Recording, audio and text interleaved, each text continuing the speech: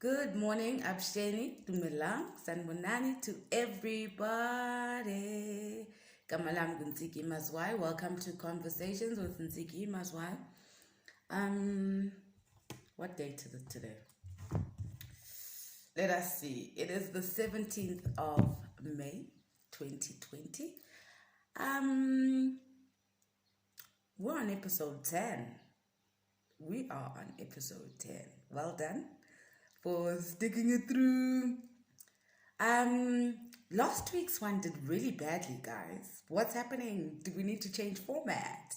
I was thinking that now I want to move to making phone calls and then recording the phone calls. Obviously, I don't have the sound equipment for all of that. So I'm going to be as primitive as this is. I will phone people and have conversations and ask about things. My first phone call is going to be Land Nolly, so please look out for that one. Next week we are changing things a little bit because we're tired of just talking to Ntsiki. She's a great girl and everything, but like after 10 weeks of the same person, it's like, we got to switch it up a little bit. You know what I'm saying? Thank you again to the House of Mobu for the beautiful beadwork. Find it on Twitter at of Mobu. Yeah, it's at of Mobu. Okay, cool. So, hey guys, how come now you've already so quickly gotten over the Zooming with the Zoomers? Like, even me, I haven't watched the last 3 episodes. Are they all up? Shucks. That's what I hate about us. We lose concentration so quickly. So freaking quickly. And there were some important things that were being raised in that little documentary. And actually, I'm going to go back and watch and see what I can learn from it and what I can take away. Because, when people are bitter, they say quite a lot of things. So let's go fetch the information we need while the canary sings, right? Today's topic, I'm kind of pissed off.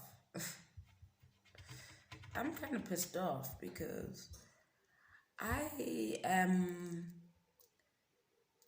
leading the youth that is going to stop the cycle. The generational curses and the cycles we have black people have been going over and over and over and over around. I am of the generation that is going to stop the cycle. So today, let me start here.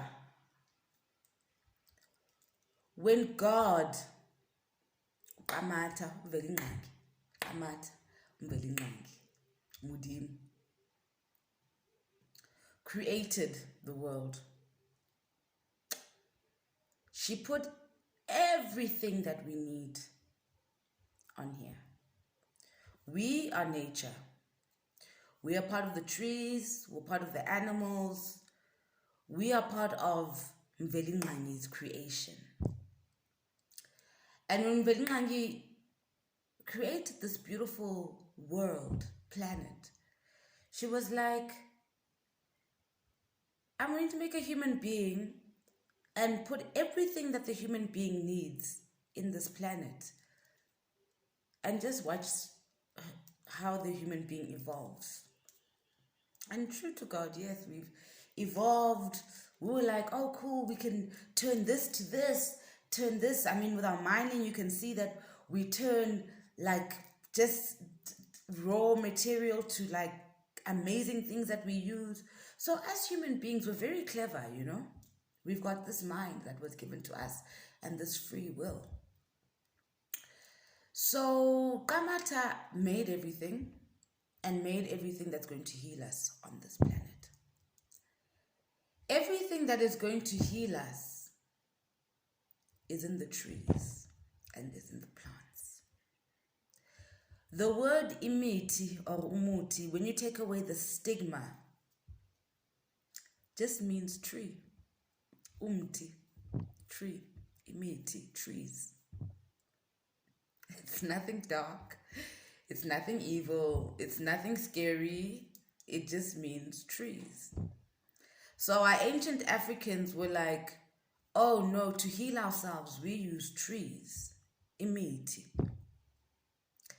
Here we are as the evolved new century, distancing ourselves from plants. Imiti.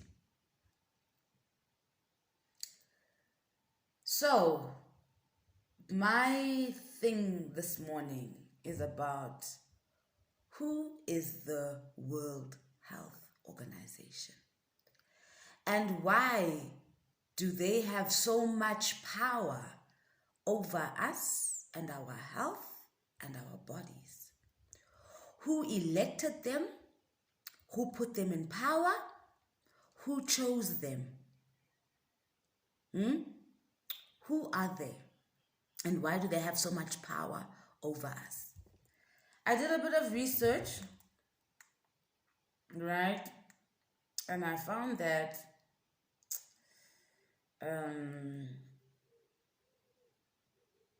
first of all, I found that the WHO is based in Geneva, in Switzerland. Do you have friends in Switzerland? I don't. Do the masses in South Africa, do you guys have friends and connections in Switzerland that we've given them so much power that the orders for our health are coming from Switzerland? What a joke. What a joke.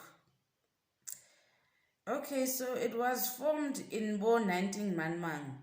Okay, it was established on 7th April 1948. Right? And it was established by white people. So it was established by the white doctors. My concern with you black people is that once a person is not black, you have a lot of faith in them. And once a person puts on a white coat, a white coat is the difference between something acceptable and something not. A white coat. A white coat makes it scientifically proven. Even though it's just two human beings. I want to go to scientifically proven. Scientifically proven, guys, basically science. It's about observing how something operates under different conditions and putting out the results. Do you remember in science class, observation and then result? You compare the results, you see which one works, which one doesn't work, and that's how you get to, okay, this medicine works for this and this, right? Observation is also used by African medical practitioners. We observed that aloe is good for detoxing the system and for the skin. We observed that umhlonyane is good for isifuba. We observed that the African potato is good for the immune system. We observed that beetroot is good for the blood. In the same way that in a science lab, they observe how something operates, the Africans also observed. Point number 2. In the scientific lab of the white people, all their research is based on indigenous knowledge. All of their information is based on ours. So we are the root. Imiti are the root of it. They go to an orange, because we know orange is good for vitamin C, I guess. They break it down, they break down the compounds, the elements, and they go, oh, okay, vitamin C, and this is what's making people better. Then they make a vitamin C pill. I get. They go, oh, this plant is good for whatever. Let's break down what's in it. They name everything that's in it. Then they create something that just isolates those things. I get. So it's not some magical thing. It's actually something that's based on us. So, again, scientific research, when they say based on scientific research, they just mean white people have observed it, not black people. Because we live in a world that has taught you that you're less than.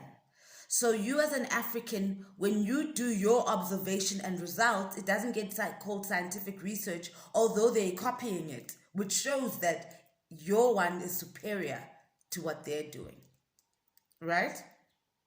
So now here we are in quite an embarrassing situation where Madagascar, guys, we all, it broke out at the same time. We all panicked. The whole globe, the whole world, people were dying. Madagascar has got 0 deaths. And 0. Nobody has died from corona in Madagascar. Because they are using umhlonyan. Because they are not shy of being African. Because they're not waiting for a white man to come and give them the script to tell them what to tell their people. That's what's scaring me about how South Africa is dealing with COVID-19. What is this? Why is there an iron steel? Or we can't even discuss. Everything is fake news. You'll get arrested. What's happening? Why cannot, if a problem arises, why are we not all sitting around the table and saying, okay, this is how I see it from my end. The youth are seeing it from this way. The white people are seeing it from this side. The black people are seeing it from different points of views. So why is it that we must only listen to Dr. Zweli Mkhize and the World Health Organization? Why is it that their voices are more important than everything else, despite the fact that we're seeing results in Madagascar where they've had 0 deaths, guys? We're counting death tolls. Another thing that scares me is that the same people who are telling us about the COVID, the hospital systems, are the same people we must go to go and test.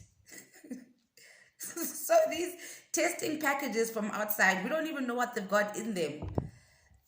We saw the president of Tanzania said that he tested animals and he tested fruits with these test kits that came from overseas, and animals and fruits were testing positive for corona.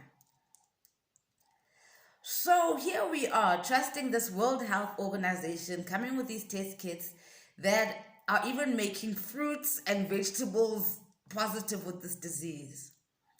And here we are sitting with a government which we know is not our government. We didn't elect. Dr. Zweli Mkhize, we're seeing him now, guys. Let's tell the truth. He's not some health practitioner that we were all like hailing and talking about. The only Dr. Zweli Mkhize that I'm seeing people hail is Vivi O. Mkhize, who is in traditional health. He's got a bigger constituency, a bigger following than the Minister of Health. And I'm sure I said this before in these podcasts. I was like, how come the government is not engaging our African healers, like our African doctors? Why was it that lockdown shut down African doctors but not Western doctors? So, ikonseni yam, guys, kukuthi the elders we have in government right now are part of the Bantu education system.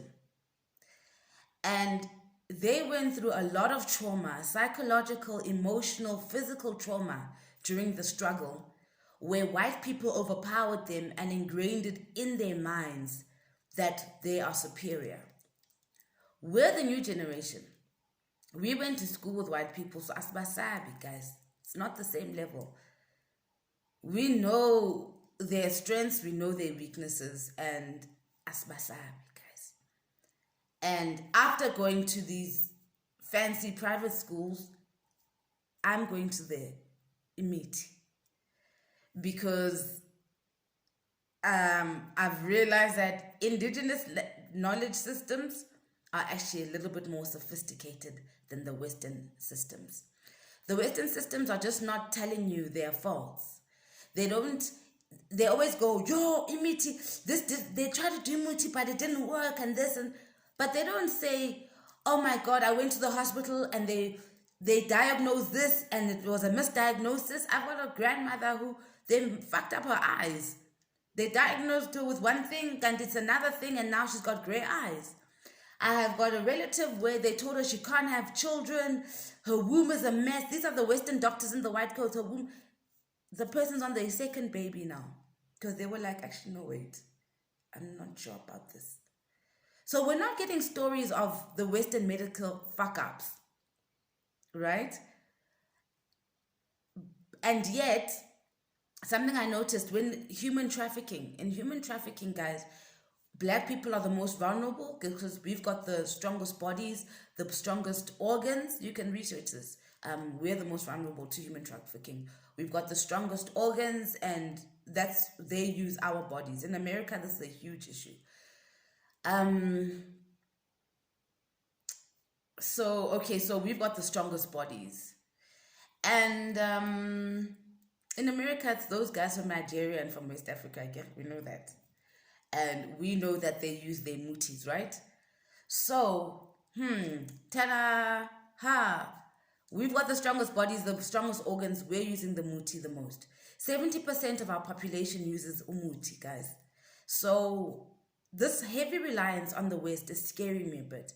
And it's scaring me mostly because it comes off as, and I'm not saying this is the case, but it's coming off as our leadership has been paid and given a script to run with this narrative and to shut down all other narratives. That's what it's coming across as. I'm not saying it is. I'm saying that, dear government, the way you're interacting with COVID-19 and the medical and your reliance on WHO and people like Bill Gates is making you come across like you've been bought. Udadu Vavi had corona earlier on, was right. So this thing where we're being forced to buy vaccines from World Health Organization, whatever, and more Bill Gates, and it being made a financial transaction over our traditional medicines is problematic for me. So let me leave you guys, because I've talked too much already. And oh, by the way, interesting fact is that according to the press, the WHO spends about 200 million a year on travel expenses. That's more than it spends on tackling mental health problems, HIV, TB, and malaria combined. So these are just a bunch of doctors who are being overpaid to travel the world and tell us what to do with our bodies, but they're actually not dealing with the problems. I stand with the president of Madagascar in the call for African countries to boycott WHO, and I stand with the African Healers Organization to form our own African health organization and to use African solutions on Africans. It's enough now. It's enough handing our health over to white people. There's no white man who's ever come to Africa and made it better for us. Please, let's wake up. Fuck WHO. Fuck them. Fuck this. Fuck this shit.